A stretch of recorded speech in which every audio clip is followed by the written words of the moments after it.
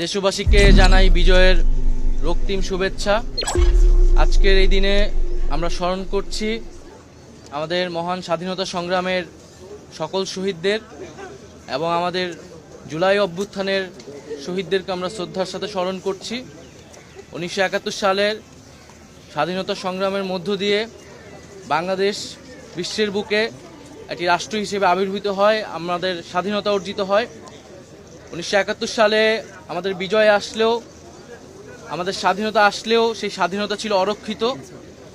আমাদের 2024-এর বিজয়ের মধ্য দিয়ে আমাদের স্বাধীনতা পূর্ণতা পেয়েছে এবং 2024-এর এই বিজয়ের মধ্য দিয়ে আওয়ামী ফ্যাসিস্ট মুক্ত দেশে জনগণ প্রকৃত বিজয়ের স্বাদ অনুভব করছে এবং ইনশাল্লাহ আমাদের এবারের বিজয় এবং এবারের স্বাধীনতা আমরা রক্ষা করব।